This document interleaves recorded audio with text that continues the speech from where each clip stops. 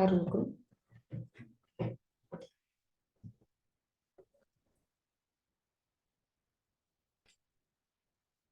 Кешегі видеоны тоқтаған жерінен ары қарай жалғастырамыз. Яғни дауыс шықпай қалған жерінен бастап. Бүгін сабақта біз Наурызбайдың бойындағы мінез-құлық, яғни осы тұстан тоқтадық қой біз кеше. Күнімжан және Кенесары Наурызбай арасындағы диалог арқылы Наурызбайдың бойындағы қасиеттерді ашамыз. Наурызбайдың реңінен көңілінің қапал екенін аңғарған Күнімжан оған күле қарады. Кіші төрем, неден жүдей қалғансың деп. Бір жерің ауырғаннан саумысың? Наурызбай қапалана жауап қайырды. Ауру екенім рас жеңеше, жаным ауырады, көкірегім ауырады, жүрегім ауырады дейді. Наурызбай бізде Қасым төренің кіші балаларының бірі болып, Абылай ханның немересі. Кенесары Қасым төренің ортаншы ұлы болса, сенім артқан Наурызбай да кіші ұлы болғанына қарамастан Қасым төренге ерекше сенім артқан, ерекше үміт күткен балалардың бірі болады. Себебі Кенесары мен Наурызбайдың мінез құлқында сәл айырмашылық бар. Кенесары қатты болатын болса, Наурызбайдың бойында қаттылық байқалады, бірақ Кенесарыға қарағанда бұл қаттылығы Кенесары секілді халқына қаттылық емес Наурызбайдың тарапынан. Інісінің немен дертте екенін көптен бері сезетін Кенесары үндеген жоқ. Күнімжан енді жігер бере сөйледі осында дейді. Қара бұлттан күн де шығар. Бұл аурулардан айығар заманыңда келер деп Күнімжан оған жігер бере бастайды осында. Қашан? Оны жүйрік аттың шабысы біледі, ер жігіттің намысы біледі. Мына диалог Есенгелді мен Саржанның өлімін естіртердің алдында болып жатқан арадағы әңгіме болады. Бұлар әлі Есенгелді мен Саржанның өлімін естімеген, одан кейінгі сұмдықтарда әлі алда күтіп тұр. Тек Наурызбайдың ішіндегі бұл уақыттағы жаным ауырады, жүрегім ауырады, көкірегім ауырады деп отырғандығы біз не үшін даладағы бір апанда тығылып жүруіміз керек? Неге біз қанша жерден бөрі болсақ та бір апанда тығылып отырған бөріміз? Неге біз ашық айқасқа шықпаймыз деп қапаланып отыр. Оған Кенесарының жауабы қандай болады? Кенесары кенет інісіне қарады. Апаннан атылған бөрі жауына қауіпті екенін білмейтін бе едің? Қол аяғында бауырыңа жиып атылуға дайындала бер, науанжан дейді. Жоқ, Кене аға, апаннан бөрі тек ажалына ғана атылады, кейде жауын да мерт етпей ме деді Кенесары. Маған ондай ит шығыстың керек жоқ дейді Наурызбай. Ағасына кішілік мінез көрсетсе, ақырын сөйледі осында. Маған жауымды аңдап басар, көкшенің ыңғыл-жыңғыл жартасы соңынан қуып жете алмас, ұшы-қиыры жоқ арқаның кең даласы керек дейді. Маған кеңдік керек. Маған өзімнің туған жерімді, өзімнің туған даламды жаңағы орыстардың қолына беріп қойып жай жүргім келмейді. Маған мына кең даланың барлығы керек. Мен еркін болғым керек дейді. Кенесары осы кезде Наурызбайдың өзімен пікірлес екендігін сезеді. Пікірлес деген сөз екеуінің ойы бір жерден шығады, яғни көзқарастары бір. Пікірлес екенін бұрын да білетін еді ол дейді. Бұл жолы да ойлаған жерінен шыққан соң іштей қуанып қалып, сөйтсе де қатты мінезіне салып, ұясынан ерте ұшқан қыран тез қартаяды деп жауап берді. Алдыңғы ағаларың бар кезде жол таңдамай тұра тұр дейді. Наурызбай Кенесарыны өзге ағаларынан артық сыйлайтын, сондықтан қарсы сөзге келмей құба құп төмен қарады дейді. Бұл диалог барысында Есенгелді мен Саржанның өлімін әлі естімеген деп айттым. Демек, Кенесарының өзі де әлі де Наурызбай сияқты алдыңғы ағаларына кіріптар өзінше бөлек шешім қабылдай алмайтын Қасым төренің кіші балаларының бірі болып тұр бұнда. Наурызбай мен Кенесары сол себепті де бір-бірін жақсы түсінетін, бір-бірімен пікірлес, көзқарастары бір жерден шығатын болып тұр. Кенесарының осы бір алдында ағаларың бар кезде жол таңдамай тұра тұр деуі арқылы ғана Наурызбай басылып, құлақ деп төмен қарады, яғни келісті дейді. Келесі.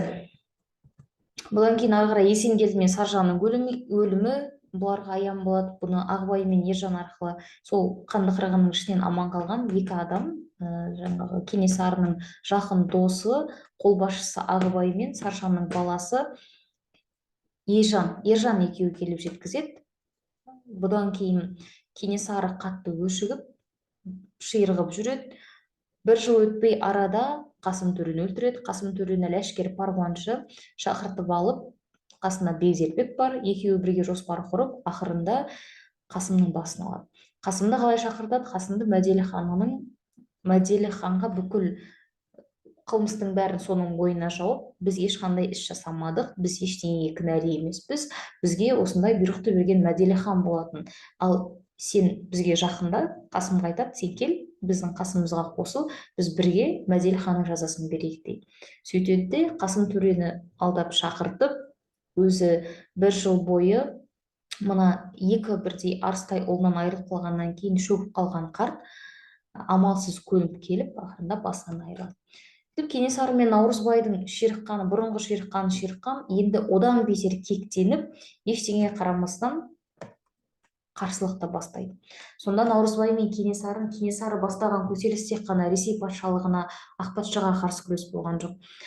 Хандық билікті қайтару ғана үшін емес, айналасында Қоқан хандықтары, қырғыздар бар. Осылардың барлығына, қырғызға, Қоқанға, Бұхарға, орыстарға қоса жасалған үлкен қарсылық болатын. Енді өз арасында, қазақтардың арасында Кенесарының ең аямас жаулары болған. Олар Құдаймендінің Қоңырқұлжасы, Уәлидің баласы Шыңғыс, Шыңғыстың шешесі Айғаным, Тәукенің Жамантайы, Құсбегі, Жантөренің Ахметі мен Арыстаны. Кенесары бұларды балық басынан жүрейді. Қазақ жерін ақ патшаға беріп отырған осы аға сұлтандар деп кектенетін болған. Құдаймендінің Қоңырқұлжасына назар аударамыз. Бұл Құдаймендінің Қоңырқұлжасы шығарманың ішінде, қаһар романының ішінде бірнеше рет аталады. Мұнда Кенесарының ең аямас жаулары дегенде Қоңырқұлжа аталады. Кенесары жағына шығып көрмеген көтерілісшілердің әуде бастағаннан-ақ табан тірескен жаулары. Тағы да бұл жерде Қоңырқұлжаның есімі аталады. Үшінші, Кенесарының тістескен, бітіспес, келісімге келмес екі жауы дегенде Қоңырқұлжа мен Ахмет аталады. Яғни бұнда да Қоңырқұлжа бар. Демек Кенесары мұндағы басқа атқа мінерлермен келісімге келуге болады. Халықтың қамы үшін, халықтың пайдасы үшін, хандық билікті қайтару үшін, яғни өзінің мақсатына жету үшін тек қана Құдаймендінің Қоңырқұлжасымен табысу, онымен келісімге келу мүмкін емес. Кенесары онымен бітісуді, келісімге келуді мүлдем қаламайды. Кенесарының ең аямас жауларының ішінде Уәлидің баласы Шыңғыс бар. Шыңғыс бұл Шоқанның әкесі, өзіміз білетіндей. Уәли, Қасым төре мен Уәли екеуі бірге туады Абылайдан. Тек Уәли Абылайдың Сайман есімді әйелінен туған болса, ал кім? Қасым төре Хочадан туған, қалмақ әйелінен туған баласы болып. Уәлидің баласы Шыңғыс, Шыңғыстан Шоқан туып тұр, Қасым төреден Кенесары туып тұр, Кенесарыдан Сыздық туады. Осындай үлкен жақындығы болғанына қарамастан, жаңа атап өткеніміздей, алдыңғы сабақта айтып өттік, Шыңғыс пен Кенесарының жолдары мүлдем екі бөлек болады. Себебі Шыңғыс нені қалайды? Орыстарға қарсы күресті өзінше жүргізеді, және ол тарапта дәл Кенесары сияқты ашық айқасқа шықпайды. Ал Кенесары болатын болса, хандық билікті қайтарудың жолында күреседі.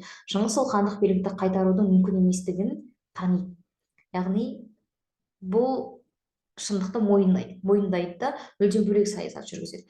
Шыңғыстың шешесі Айғаным бар, және Шоқанның әжесі Айғаным, Тәукенің Жамантайы, Құсбегі, Жантөренің Ахметі мен Арыстаннан аталады екен.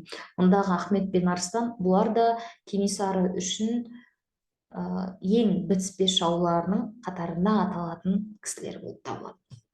Келесі екінші қатар. Кенесары жағына шығып көрмеген көтерілісшілердің шу дегеннен-ақ табан тірескен жаулары. Көтеріліс басталған беттен-ақ Кенесарыға қарсы шыққан, бұл көтеріліске тіпті қосылып көрмеген, Кенесарының оң жағына шығып көрмеген адамдардың тізімі. Бұл қазақтар арасынан Құдайменді ұлы Қоңырқұлжа, Кішік ұлы Құлжан, Кішкентай ұлы Аққошқар, Жауғашар, Жантөре ұлы Ахмет, Жаппастың би Харунжи Жаңғабыл, Жағалбайлы би Күкір, Созақтың датқасы Бабажан дейді. Бұларды Кенесары қазақты Россия мен Қоқанға сатты деп жек көрмейді, өз бастарының қамы үшін елге тым қаталдықтарын да еске алады дейді. Үшінші, Кенесарының тістескен жаулары бұл Қоңырқұлжа мен Ахмет. Үш қатарда өзіміз байқағандай Құдаймендінің Қоңырқұлжасы аталды. Енді Қоңырқұлжа Құдаймендіұлы бұл кісімен Кенесарының арасында қандай үлкен араздық бар, және бітіспейтіндей қандай оқиға болуы мүмкін. Қоңырқұлжа Құдаймендіұлы бұл Кенесарының басты жауы, Сәмеке ханнан тараған ұрпақ. Сәмеке өзіміз білетіндей орта жүзді басқарған хан. Ақ патшамен қарым-қатынасы өте жақсы Қоңырқұлжаның. Николай патшаға кешкі серуеніне мінсін деп мойны қудай иілген 6 ақбоз арғымақ жіберген дейді. Бұл Ақ патшамен екеуінің қарым-қатынасы қай кезде жақсарды, соған жауап. Николай патша ол уақытта Ресей патшалығын басқарып отырған. Николай патшаға осы мойны қудай иілген, қу деген құс, аққуды білеміз ғой, аққудың мойны сияқты иілген ақбоз арғымақ жіберілді дейді. Бұны жіберудегі мақсаты Қоңырқұлжаның мінезі жалпы сараң, шық бермес шығайбай, пысық және адамгершіліктен жұрдай кейіпкер болып суреттеледі. Ал бұл шығарманың ішінде Николай патшаға бұл аққудай мойны иілген арғымақты жіберудегі себебі салықтан босатуы болады. Орыс патшалығына қосылғаннан кейін қазақтар жаймендеп орта жүз, кіші жүз ене бастады ғой. Осы кезеңде орыстардың тарапынан үлкен қысастық болады. Ол қысастық бірінші салық салу, салық мөлшерінің тым көп болуы. Қоңырқұлжа осы уақытта үлкен қолыққа басып, өзінің қолында бар 20 мың малын 12 мың деп жасыртады. Үстіндегі 8 мыңды жасырып қалады да, ондағы себебі салықты аз төлеу мақсаты болады. Одан бөлек салықты төлемеудің жолын іздеп енді Николай патшаға жаңағы қудай иілген мойны ақбоз арғымақты жібереді. Николай патшаға бұл ұнайды. Арғымақтар 6 арғымақ келеді.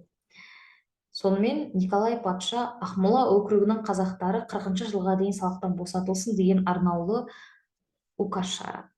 Бұл указ жүдеп қалған жұрттың көңілін көтерумен қатар аға сұлтан Қоңырқұлжаға өзге сұлтан билердің алдында үлкен абырой алып береді дейді. Осы салықтан босатылып ел алдында абырой жинағанның арқасында Қоңырқұлжа өзіне сенімділік алып бастайды. Енді ол айтады: менің Абылайдың ұрпақтарынан Қасым төренің балаларына қай жерім кеп? Менің де түбім төре, мен де Шыңғыс ханнан тараған, Шыңғыс ханның жошысынан тараған ұрпақтардың бірімін. мен де ел басқара аламын деп өзіне сенімділік жинай бастайды және әу дегеннен-ақ Кенесарыға қарсылық танытады. Кенесарының күресіне мүлдем басынан соңына дейін қарсылық танытатындардың бірі және Кенесарыға қарсы күресті, оған қарсы адамдарды жинақтап, оған қарсы арыздарды жинақтап жүретін бірден бір жағымсыз кейіпкер шығармадағы. Тіпті бұл Қоңырқұлжа мен Кенесарының арасында тағы бір оқиға болады. Бұл Қоңырқұлжаның Кенесарының әйелі Күнімжанға көзі түсіп, жалпы Күнімжанның қызы уақытында Қоңырқұлжа мен Кенесарының арасында осы кімге байланысты, Күнімжанға байланысты арасында дау болады, бірақ ақырында Кенесары жеңіп, Күнімжанды әйелдікке алады. Бірақ Күнімжанның бірнеше баласы бар уақытында соған қарамастан Қоңырқұлжа Күнімжанды алып қашады. Кенесары ұзаққа дейін қайтара алмайды. 2 жыл дегенде барып қана Күнімжанды қайтарып алады, бала шағасымен бірге. Бұл арадағы дауды, өшпенділікті одан сайын өршітіп жібереді. Келесі Кенесарының сенімді серіктеріне тоқталайық. Кенесарының жалпы біз Шыңғыс ханның 4 өсиетін атап өттік қой, 4 баласын айтқан. Сондағы өсиеттердің бірі жаныңа ақылды адамдарды жинама. Және өзіңнен асып түсетін, ақыл жағынан болсын, басқа жағынан болсын, өзінен асып түсетін адамдар сенің билігіңнің жанында жүрмесін деген ақыл болды. Кенесарының сенімді серіктері өте аз болады осы себепті де. Олардың қарасы өте аз, бірақ Қазақта Қасым төренің кезеңінде таққа отырудың ерекше дәстүрі болған. Таққа отырған адамның оң жағында маймене, сол жағында майсара отырады. Оң жағындағы майменесі бұл Арғын руынан сайланатын болса, сол жағындағы майсарасы бұл Қыпшақ руынан сайланады. Бұл екі лауазымға ие болатын маймене Таймас болады, майсарасы Әбілқасым болады. Осы екі кейіпкер Кенесарының жақын тұтатын, өз сырларын ашық айтатын, өз бойында болып жатқан түрлі қайшылықтарды ашық айта алатын кісілері. Тек осы Таймас пен Әбілғазы. Бұны біз қайдан білеміз? Шығарманың соңына қарай Кенесарының түсі айтылады. Кенесары түсінде өзінің өлімін көреді. Мен өзімнің ажалымды көрдім дейді. Бұны тек қана Таймас пен Әбілғазыға айтады. Өзінің ажалының қалай болатындығын, жалпы бұл автордың шешімі деп білеміз.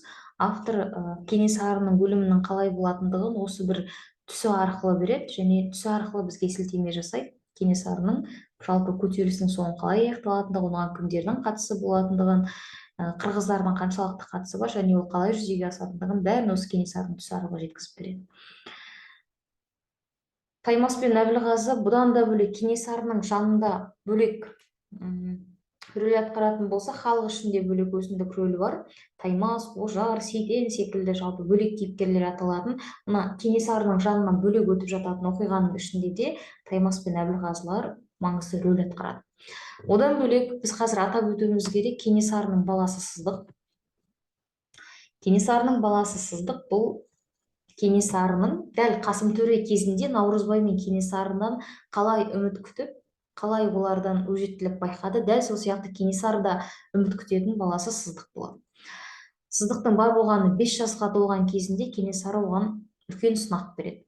Бұл сынақ өткір кезіктің үстіне кеудеңді төсей құла дейді. Кезік дегеніміз ұшы бар қанжар, иә. Сол қанжарды топырақтың үстіне көмдіріп қойғызады, бұны Қараүлекке тапсырады. Қараүлек оны апарып топырақтың астына қойып, үстін топырақпен сәл ғана жауып, кезіктің басын шығарып қояды. Сөйтеді де оған Сыздықтың құлауын талап етеді. Оны Кенесары осындай сынақ жасады дедік. Сонымен Сыздыққа 5 жасар Сыздықты өзіне шақырып алады, Кенесары сосын сұрайды: батыр болғың келе ме Сыздық дейді. Сыздық көз жайнап кетеді. Иә, болғым келеді. Мен Наурызбай көкемнен де асқан батыр боламын дейді. Ол уақытта Наурызбайдың халықтың арасында, өз арасында батыр ретінде атағы шығып қалған уақыты. Сыздық сонда бала көңілмен мен Наурызбайдан да асқан батыр боламын деп айтады. Ендеше қазір саған сондай мүмкіндік беріледі. Онда сен жүгіріп келді, қазір мен айтқан тұсқа барып тоқтайсың да кері айналып жүгіріп мына топыраққа құлайсың, мына кезіктің үстіне құлайсың дейді. Сыздық әуелде түсінбей қалады, бірақ үндемейді де кеудеме кіріп кетпей ме деп сұрайды дейді. Сосын батыр болатын адам кеудеме кездік кіреді деп қорқа ма деп Кенесары оны одан бетер қайрап жібереді. Сонымен үндеместен бала бұрылған күйі жүре береді. Бұрылып кетіп бара жатқан уақытта біраз жүргеннен кейін барып Кенесары оны тоқтатады да кері қарай жүгіруін талап етеді. Бала сол жүріп бара жатқан уақытында кері қарамаған кезінде әлі де Қараүлектің жаңа көмген жерінен кезікті суырып алады да топырақпен басып қояды. Бала әлі де оның астында кездік бар деп ойлайды. Айтпақшы, бұл кезде Кенесарының жанында Қараүлек бар және Жүсіп бар. Жүсіп дегеніміз бұл Кенесарының сенімді серіктерінің бірі, башқұрттардың арасынан айдалып келгендердің біреуі. Башқұрттар да дәл қазақтар секілді орыстарға қарсы үлкен көтерілістер ұйымдастырып жүреді, қарсылықтар ұйымдастырып жүреді. Сол себепті Жүсіп Кенесарыны қолдап, әуелгіде Кенесарының жанында болады. Жүсіп осы бір Сыздықты сынап жатқан уақытында әуелгі кезде қорқады. Сескеніп қалады, себебі Кенесарының сондай қаттылығын біледі. Шын мәнінде де баласын өлімге қиғалы тұр ма екен деп денесі мұздап қоя береді. Сосын барып аз уақыттан кейін жаңағы Кенесарының топырақтың астындағы кездікті суырып алып, үстін топырақпен жауып қойған уақытында барып қана жүрегі орнына түседі. Ал Сыздықты жаңағы тоқтатып Кенесары кері жүгіртеді. Шынында да Сыздық жүгіріп келе жатып, өзі 5 жасар бала жүгіріп келеді де дәл топырақтың үстінде кездік жатыр-ау деген тұсқа қарай құлайды. Жақындаған уақытында көзінде бір қорқыныш пайда болғандығын көреді, бірақ сол қорқынышына өзі ызаланғандай, өзі намыстанғандай одан бетер ұмтыла түседі. Сөйтіп дәл кездік қойылу деген тұсқа құлайды және жай ғана құлағанымен қоймай бірнеше рет аунап түседі. Сыздықты Кенесары шақырып алады, осыдан кейін шақырып алады да жай ғана маңдайынан сипап, енді апаларыңа бара ғой деп жібереді дейді. Жүсіп қатты таңғалып қалады. Сонда Жүсіп айтады: нағыз көкжалы бала екен, болайын деп тұрған бала екен деп.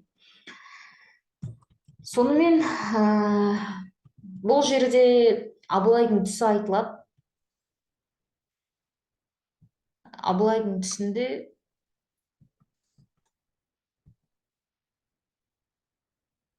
Кенесары жалпы осы Абылайдың түсі туралы бір оқиғаны үшін шығарады. Сосын Жүсіп оны білгісі келіп сұрайды. Кенесары бәлсінбестен бастап кетеді. Атамыз Абылайды үш жүздің игі жақсылары боз биенің үстіне шомылдырып ақ киізге орап хан қылып көтерген күннің түнінде ол бір ғажайып түс көріп шықты дейді. Және ол түсті бұқар жыраудан жоруын сұрайды.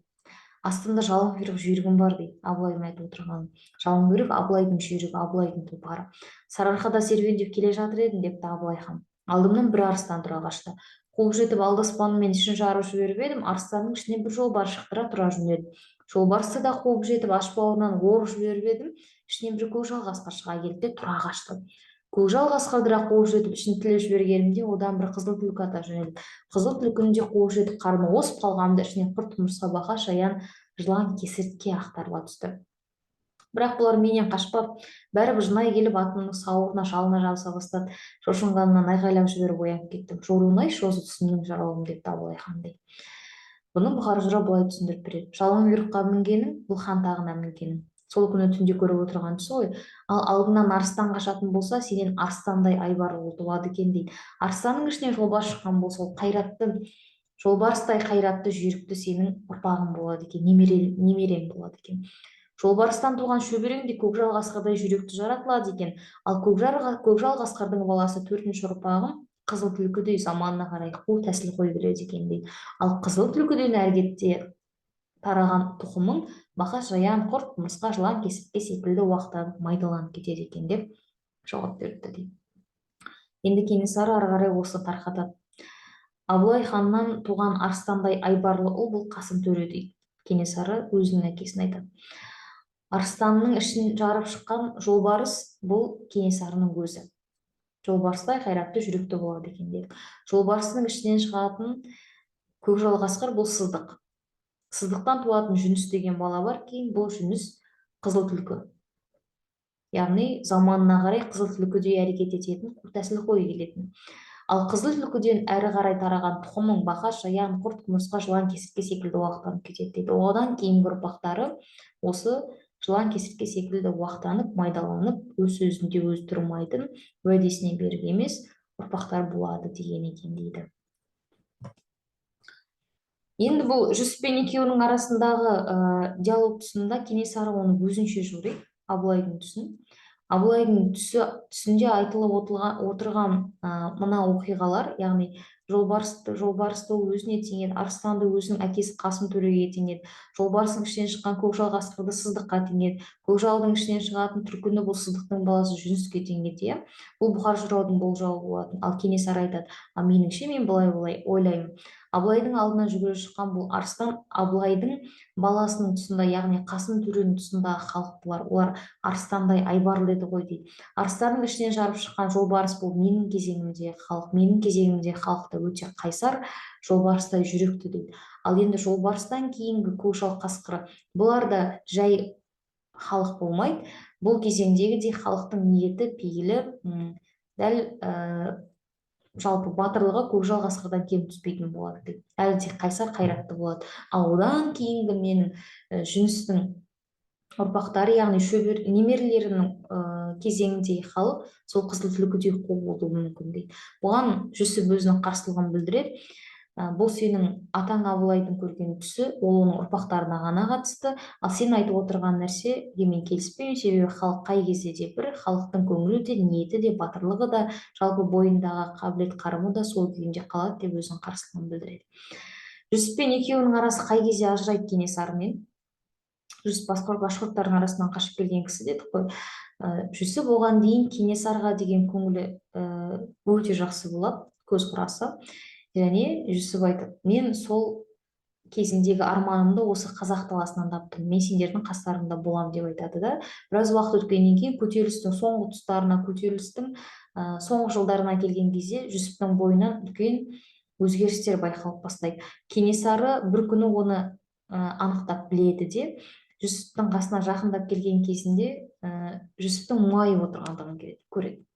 Сосын одан сұрайды, неге мұңайып отырсың дейді. Мен туған жерімді сағындым дейді. Әттең-ай, жақын жер емес менің туған жерім, болмаса қазір-ақ қашып кететін едім дейді. Бұған Кенесары ойланып қалады. Сосын айтады, сен қалайша бұндай ойға келдің? Қай кезден бастап сен бұлай ойлана бастадың? Әйтпесе сен бүкіл арманымды, бүкіл арман мақсатымды осы қазақ даласынан таптым. Не көрсем де сендермен бірге көрем деп жүрген кісі едің ғой дейді. Осы кезде Жүсіп өзінің ойын айтады. Кенесарының пейілінің өзгере бастағандығын, көтеріліс кезінде оның ойларының жалпы бастапқы мақсатынан ауытқып жатқандығын айтады. Сен өз халқыңды өзің қанадың дейді. Өз халқыңды өзің тонадың. Сенің халқыңды Ресей тонады не, ақ патша тонады не, сен тонадың не, оның арасында ешқандай айырмашылық жоқ дейді де өзінің қарсылығын танытады. Осы кезде Кенесарының тарапынан үлкен ашу байқалады. Қаны басқаның жаны басқа деген сен мені түсініп тұрған жоқсың. Мен қалай да осы халқымның басын біріктіремін, қалай да 300-ді қосып хандық билікті қайтаратын боламын деп өзінің мақсатын қайта айта бастайды Жүсіпке. Жалпы Кенесарының бір ерекшелігі бұл қазақта сөз бар, қарашасын шапқан хан ол хан болмайды, ел басқара алмайды дейтін. Ал Кенесары сол қарашасын өзі шапқан хан. Қараша дегеніміз өз халқы. Өз халқын шабуына бірден бір себеп ол Кенесарының сол 300-дің басын қосу үшін қаттылығы, қатыгездігі. Қалайда мен олардың басын құраймын, егер менің сөзіме көнбейтін болса, айдағанға жүрмейтін болса, онда мен оларды күшпен аламын дейді. Бірақ ол дегеніне жете алмайды. Күшпен алуына байланысты жүсіптің тарапынан қарсылықтар да болады. Сол кезде мынандай нәрсе айтады. Сен сенімдісің бе күшпен ала алатыныңа? Шапқаныңмен саған көнбейтін ауылдар бар дейді қазір.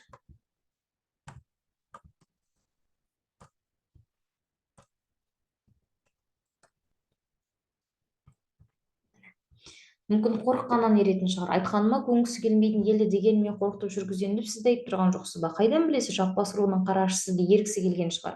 Тек Алтыбайдан қорыққасын амал соның дегеннен шықпай отырған болар дейді. Мына жақта бірнеше ауылдарды атап өтеді. Содан кейін Жаңбыршұлы Балғожа би туралы айтылады. Сен ол ауылды бір емес екі рет шаптың дейді. Жүсіптің айтып отырған сөзі. 2 рет сен ол ауылды қан қақсаттың, бірақ Балғожа би соңына дейін саған қосылған жоқ дейді. Бұл жерде айтылып отырған Балғожа би бұл мына Жаңбыршұлы Балғожа біз білетін Ыбырайдың атасы. Ыбырайдың атасы өз заманында елге қадірлі, абыройлы кісілердің бірі болған.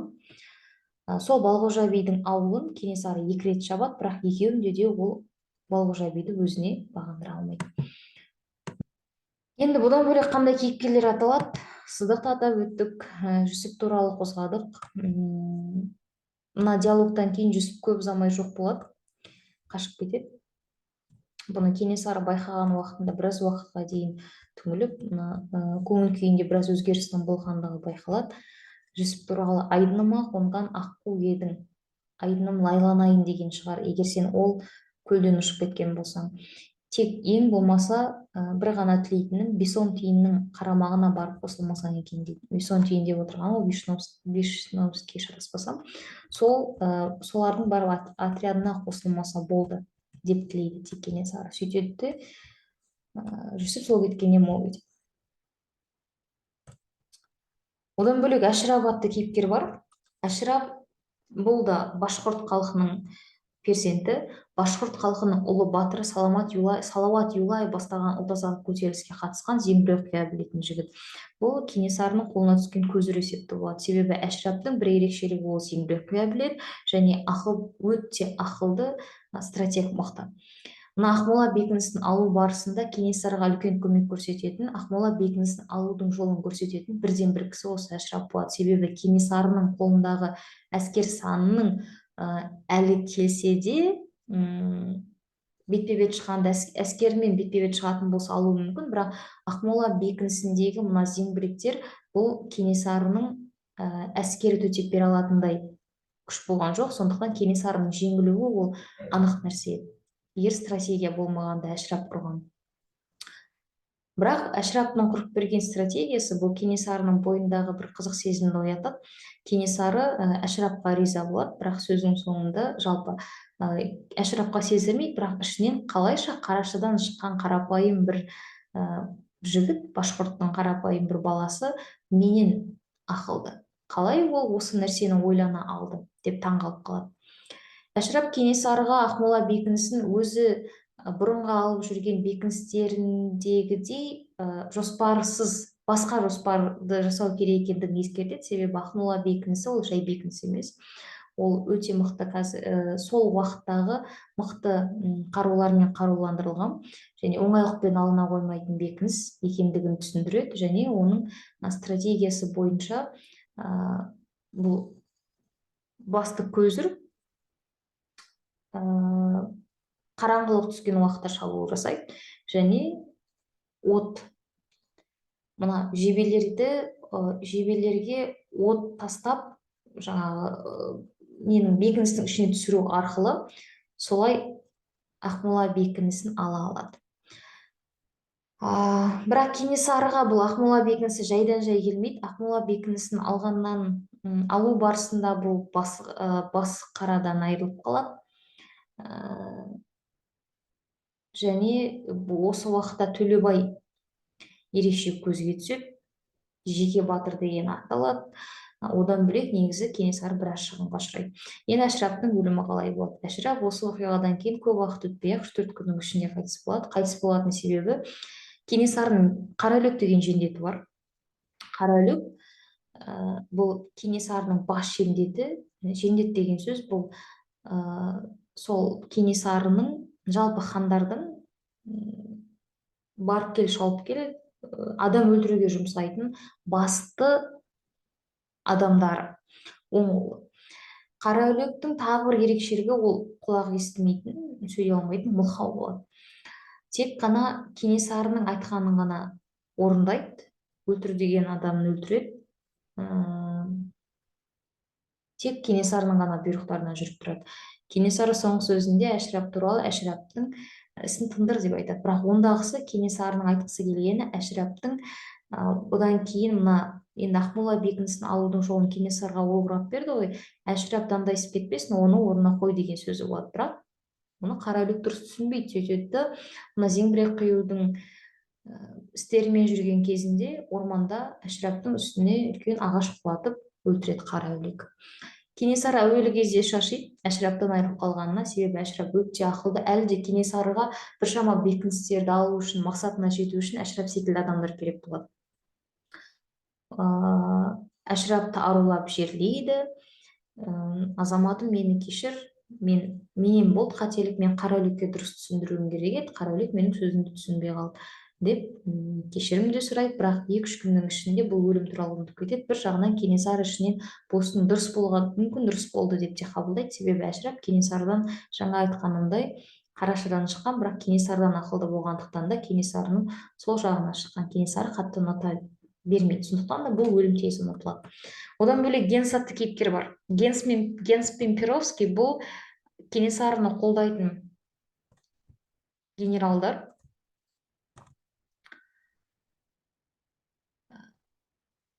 Перовский бұл Орынбордың генерал-губернаторы. Ал Кенесары болатын болса, сол Орынборға қарайтын болады. Біразға дейін Перовскийге көптеген хаттар келеді. Кенесары туралы кімді Кенесарыны мына шекарадан алып кет, тонағандығын қойсын айналадағы халықта. Егер олай болмайтын болса, біз оны бір жақты етеміз, біздің қолымызға бер, не болмаса біз ақ патшаға ескертеміз деген сынды қоқан-лоққыларды жасайды. Бірақ Кенесары соңына дейін Перовский соңына дейін Кенесарыны қорғап шығып, мен басқарып отырған Орынбордың айналасында Кенесары жасап жүрген ешқандай артық іс-әрекет жоқ. Сондықтан бұл істеріңді қойыңдар, доғарыңдар деп оларға қарсы өзінің пікірін айтып отырады. Бірақ Перовский Кенесарыны ұзақтан бері көрмегендіктен де Кенесарыға хат жазып бұл туралы сұратады. Бұл істің мән-жайын білгісі келіп, Кенесары оған хатында кім туралы, бұл әрекеттер туралы өзінің ешқандай кінәсі жоқ екендігін, тек халық арасында мына генерал-губернатор